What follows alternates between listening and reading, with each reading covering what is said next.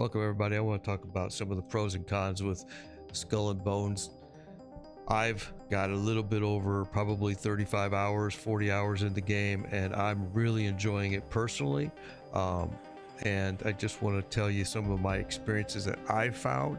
The game takes place in a huge open world environment, so be prepared for lots of travel time. UbiSoft smartly added fast travel, but of course you must first travel to the outpost to activate the first fast travel. So if you don't like exploring, if you don't like finding new areas and looking for specific items, and you don't like open world environments, then this game isn't going to be for you, because it's definitely an open world, huge environment with lots of room for growth.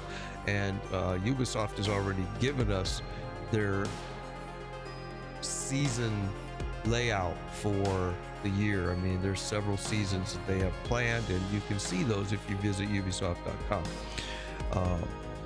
Going on land at an outpost, it is done, so you can trade or you can buy or sell goods. And if you have a treasure map, you can run around and try to find the treasure. Currently, in my opinion, it isn't very fun. I mean, I prefer staying on my ship, but I mean, hey, it is what it is. We're going to talk about land opportunities a little bit later here. There are plenty of ships for you to choose from. They all seem to handle about the same. Your cargo weight affects your ship speed. The physics in the game is really incredible. I mean, the waves affect your ship, the wind, storms, rogue waves. There's so many different elements that they've done with the physics of the ships that's very cool. I like fighting and trying to steer through some of the open seas and the angry seas that you run into. It's incredible. You're going to fight other ships that you encounter on the seas, all right? And it's very fun. And you got a variety of weapons that you fit to your ship. You also have your own crew board ships, and they loot automatically. However, the mechanics for this maneuver, I think, are kind of cumbersome, and I think they're a little bit difficult to master. I really do think that Ubisoft needs to take a closer look at that and do some work with that area. Sailing is a super fun experience, though. I mean, dealing with like I said, the wind, the current, the rogue waves, storms, and occasionally a whale will break out of the water. It's just really cool the thing to experience. I've really enjoyed the sailing. The game has great guidelines, great tutorials available inside the game, so you shouldn't get lost. You shouldn't have big problems with it. Ship builds are an important aspect to defeating your enemies. The right weapons, the right furniture can make a huge difference. I mean, maybe you're going to do a health regen or maybe you're going to have long range damage, or maybe you want to have boost your damage. There's so many different ways that you can do builds on your ship to make them custom to you. The black market, the helm emissions, these come in later in the game, and a lot of people may not even experience it because they're maybe stop playing before they get to this. And these, you're making your own rum and opium, and you're smuggling it. It opens up a much more complex contracts, causing you to become targets of rogue ships out there wanting to steal your booty and take what you have. I mean, it really does open up the gameplay, but it does come later in the game. So you have to be aware of that. Some of the cons that I really ran into, though, are so far in probably about the 40 hours of play that I've experienced, I've had 8 disconnects where the game reconnects immediately and puts me right back in the game, and I don't lose anything. But there seems to be some issues going on there, and I know that Ubisoft just did an update today, and I don't know what all that fixed yet. I haven't dug into it because the update really just occurred. The beginning of the game is very slow. I mean, but it gets more interesting as you progress further in the story. You have to give the game a little bit of a chance, because I'm not gonna lie, level 1 is pretty slow, and you're on that little tiny ship that they give you, and it's pretty slow. But you have to start gathering the materials and get the stuff you need to build your next ship and get your bigger ship. Yeah, that is a big problem, because the smuggler's hideout doesn't open up until later in the in your levels, and that is where you're going to be making your own rum and doing the opium, and you're going to be getting contracts to smuggle these.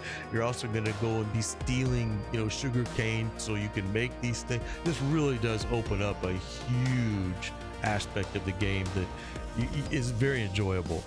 But I think my biggest complaint in the game, honestly, is there needs to be more off-ship, more off-ship, feet on the ground gameplay is really necessary. Whether that be doing sword fight, I don't know what the answer is there, but there's a hole. There's definitely a hole where you need more on-ground, off-ship activity that you can enjoy, and I think that would make the game fully well-rounded. I do believe that the game has huge opportunities, huge ability to become even more interesting and more fun for everybody to enjoy. I personally love the game. I've had a blast with it. I do see that there could be some improvements. I have, like I said, experienced a few things that I wish was made a little bit differently or a little bit better, maybe the mechanics, but so far the game has been totally enjoyable. Be careful about some of these streamers out there bad-mouthing it. They have never even played it. They've never even spent any time in it. They're just taking video and smashing out a negative review on it, for one, to get views, two, because maybe they don't like UbiSoft, but three, a lot of it seems to be, in my opinion, maybe a little bit of a smear campaign, because Ubisoft refused to put this out on Steam. It's only available on their site, that's it. And I think that there's some people that aren't real happy about that, and they're making it known. I'm gonna tell you now, the game is fun, it's enjoyable. If you do not like open world games, you will not like this game. There are some slow moments in the game because you're sailing, you're going across some open seas. However, when you do encounter other ships, you're gonna have fun, you're gonna be sinking them, you're gonna be taking them down. Again, I can't say enough about the game. So with that, I do want to name one more con, I guess, before I go, and that is that I do believe that the game is a little bit pricey. I know that Ubisoft came out and said that it's a quadruple A game. I will say this, I won't necessarily agree with it being a quadruple A game, but I do believe that it's at least a finished product, something that we have not been getting. It's not an early release game. It's a finished product. I mean, does it have improvements that it can make? Absolutely. And hopefully that's what they're going to be doing. As I said, they just did an update today. But like, it's a little bit pricey. I think that, in some cases, I paid nearly $100 for the game, and I think that that's pricey for a finished game. It feels pricey. Graphics are beautiful, mechanics are good through the most part, like these ship battles and things of that nature, but nearly $100 for a game is kind of pricey in today's world, but maybe it's just because I'm an old man. All right, everybody, I hope you enjoyed this. I hope it helps you make a decision whether it's a game that you want to try or whether you don't. But please hit that follow button, hit the subscribe button, and I'm glad you were able to share the time with me. Take care, be safe, adios, everybody.